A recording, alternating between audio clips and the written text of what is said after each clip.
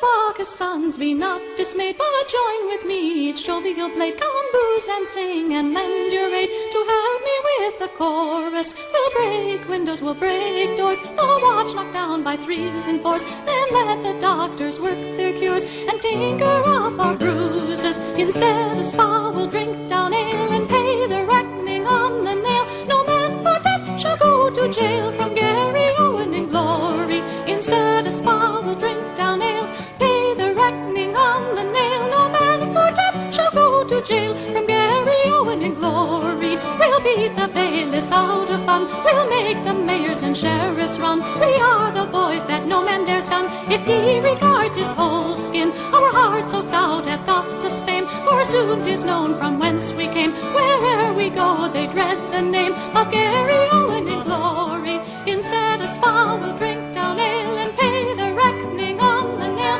No man for debt shall go to jail from Gary Owen in glory. Instead of spa, we'll drink down ale and pay the reckoning on the nail. No man for debt shall go to jail from Gary Owen in glory.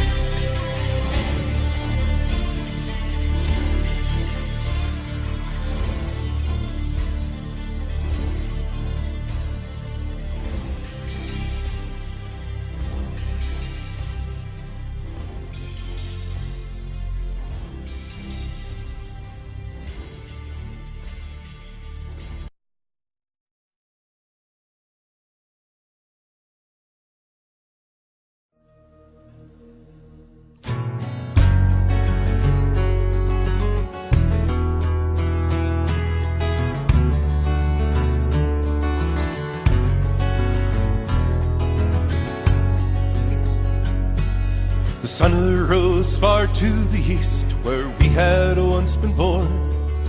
The orders had been given to be riding before morn. Mounted men on cavalry, we faced a trail of thorns in the valley of the Little Bighorn.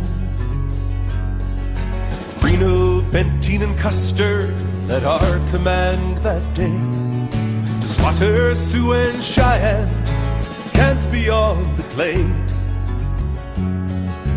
Who would see survival? Who would be forlorn in the valley of the Little Bighorn? I was a soldier who rode to the tune of a bugler's carry-on on a June afternoon. Away from my loved ones, away from my home, apart from the woman that I held as my home. A leave will be granted to the man without help, kills the first savage and brings me his scalp.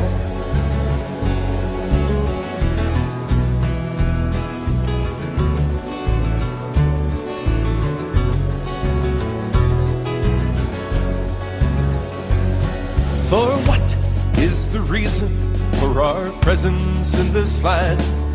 Is gold, lust, or bloodthirst taking our command? It doesn't really matter now, heading towards a store in the valley of the Little Bighorn. There made 3 battalions from the 7th Cavalry, one with Major Reno, another with Benteen. But glory followed Custer's men, so with glory we were torn from the valley of the Little Bighorn. I was a soldier who rode to the tune of a bugler's carry-on on a June afternoon. Away from my loved ones, away from my home, apart from the woman that I held as my home. Ford the stream and went in camp, kill everyone you see. Long will live this day for us, the 7th Cavalry. Fire swept the prairie and dust hid the flames, when out of the haze rode the masters of the plains. Then death they delivered, we invaders from afar, in the battle of the Little Bighorn. The sun arose far to the east, where we had once been born. The orders had been given to be riding before morn.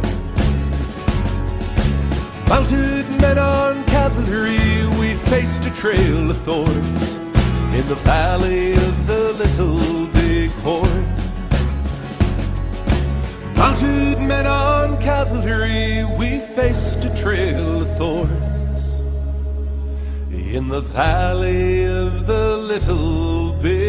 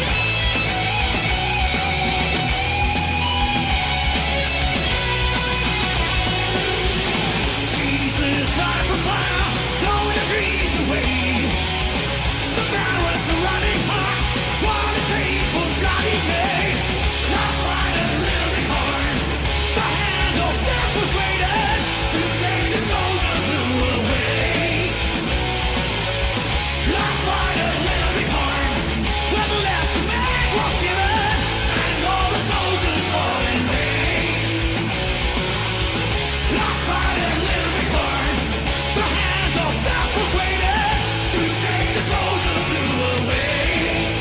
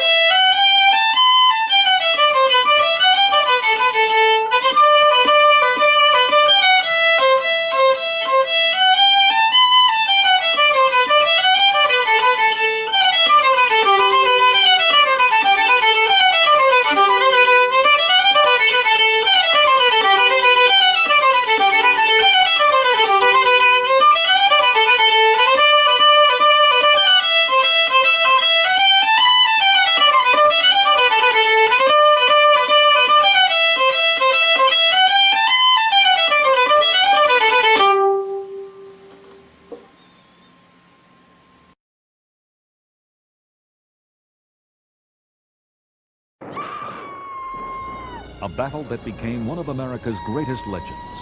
But the real story of how and why it happened is buried in myth. This was a modern army, artillery, and Gatling guns. There was no way that they could lose. My grandfather, one of Custer's scouts, told Custer they would all die that day. Last Stand at Little Bighorn, tonight on The American Experience.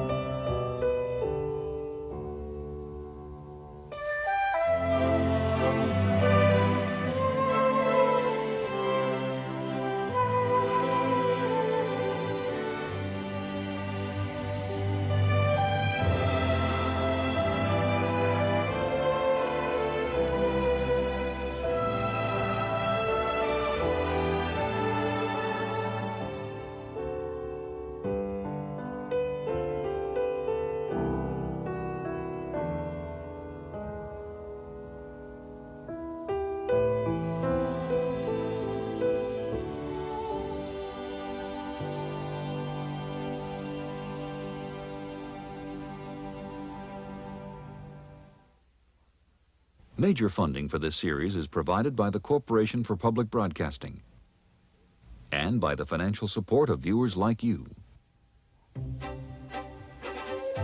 Corporate funding for the American Experience is provided by Aetna. For more than 135 years, a part of the American Experience. Good evening and welcome to the American Experience. I'm David McCullough. It happened on June 25th, 1876 in central Montana by a river called the Little Bighorn. 5 troops of the 7th U.S. Cavalry, including their flamboyant commander, George Armstrong Custer, were wiped out by an overwhelming force of Sioux and Cheyenne warriors. By the standards of modern warfare, it wasn't much, yet the Custer Massacre has been the subject of more popular interest, more myth-making than almost any event in our history. Nor is the fascination an American phenomenon only. Every summer in Montana, thousands of foreign tourists descend on the battlefield. Tonight's film is an attempt to sort out what happened by drawing on accounts from both sides. Last Stand at Little Bighorn is the work of producer Paul Steckler and of writer James Welch, who is a Native American. For a long time, it was commonly said that there were no survivors of the Custer battle, an observation that in itself indicates how very one-sided were most versions of the story. There were, of course, hundreds of survivors, Sioux and Cheyenne, and the renditions of combat you'll see here were all drawn 100 years ago by just such veterans, recording what happened as they remembered it.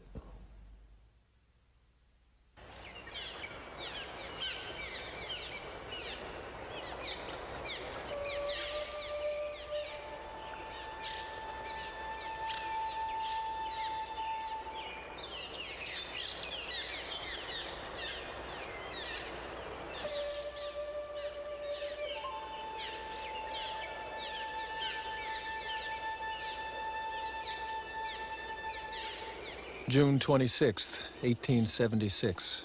Lieutenant James H. Bradley, 7th Infantry, Scout Patrol. We entered a valley cut by a dry creek, and here came upon the fresh tracks of ponies. We had seen a heavy smoke rising in our front, apparently 15 or 20 miles away. While speculating upon the circumstance, 3 men were discovered on the opposite side of the Bighorn, apparently watching our movements, some of the Crow scouts whom I had furnished to General Custer. We at once signaled to them. They responded that Custer had followed the Indian trail and yesterday struck the village on the Little Bighorn, the Sioux warriors letting him get close to the village and then sallying forth in overwhelming numbers to meet him. The corpses of Custer's men were strewn all over the country. It was a terrible, terrible story, so different from the outcome we had hoped for.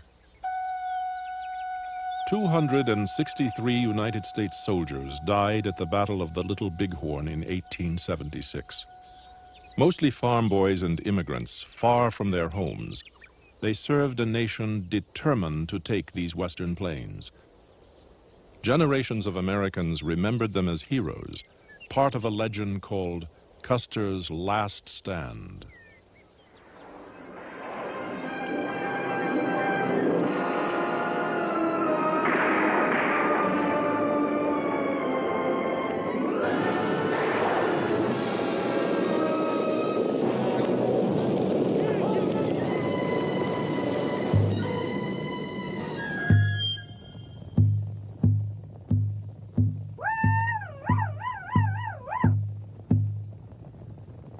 But for native peoples, who remembered this battle in stories, songs, and ledger art, the last stand had a different meaning. The Indian was in the way of what they term as progress. We were an obstacle to the progress and of the nation. And because we were an obstacle, we had to be removed.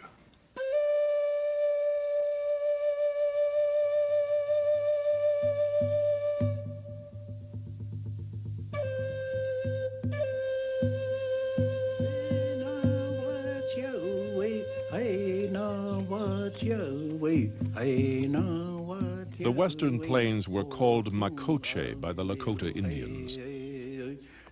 This was land they had fought to win, and they would fight to keep it.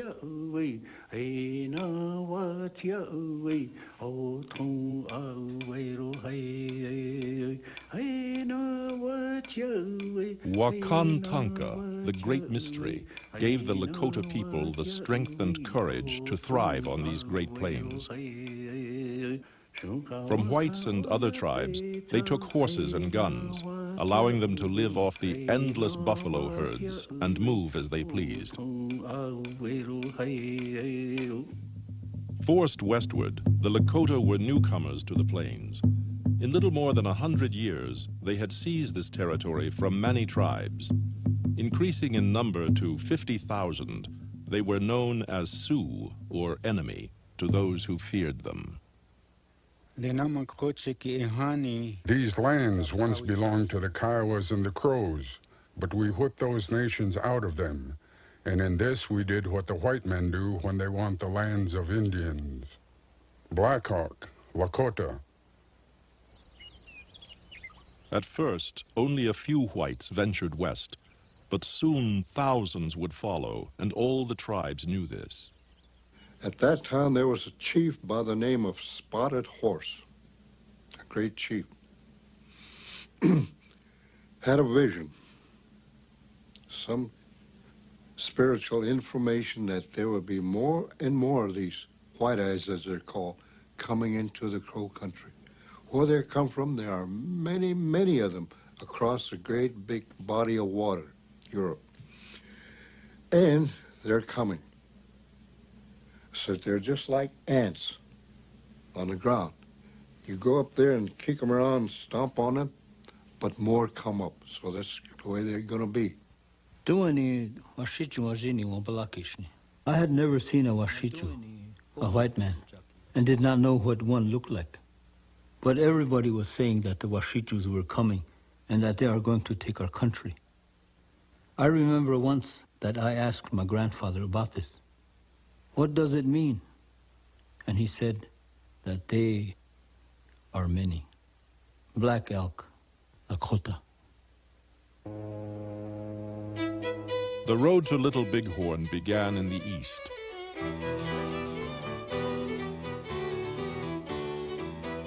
Thousands of immigrants were pouring into New York by the 1860s, more arriving every year than there were Indians on the entire northern plains.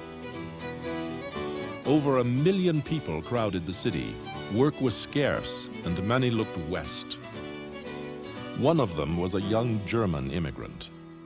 My dad was Charles A. Windolph, and he was one of the last living survivor of the Custer expedition, and he died in 1950. To escape conscription into the Prussian army, the 18-year-old Windolph fled to America, nearly penniless. I was about the greenest thing that ever hit New York. I couldn't talk more than a dozen words of English, and I had exactly $2.50 in money. Finally, an old man who talked German told me to join the army and learn English. The wealthiest men in America were also looking to the West and its vast resources. They began to build railroads and accumulate land, and their newspapers sold the people on an image of a West full of adventure and opportunity. At this time, New York society befriended an ambitious young war hero, George Armstrong Custer. My darling Elizabeth, it being Sunday, I did not attempt to engage in business, but rose late. 3 of us started in a fine open carriage up Broadway. Oh, these New York people are so kind to me. I would like to become wealthy in order to make my permanent home here. Custer graduated last in his class at West Point, but his spectacular charges in the Civil War made him a general at 23. A genius at self-promotion, he was always a good story. Reporters called him the boy general with the golden locks. With the war over, the West became the place for a young officer to advance his career and make his fortune. Custer was one of many officers who used his Western postings to cut himself a piece of the Gilded Age pie. For example, he used his reputation and connections to sell stock in a Colorado silver mine to August Belmont and a group of his New York banker friends, and then he pocketed most of the receipts. He also had an arrangement with the Good Enough Horseshoe Company to sell horseshoes to the cavalry, even though, as the salesman for the company admitted, these horseshoes were probably not quite good enough. The discovery of gold kicked off a rush of whites through Lakota territory. The Bozeman Trail to Montana cut through the heart of Indian hunting grounds. By 1866, 10,000 miners combed the hills outside Virginia City. They came from everywhere, and many came to stay.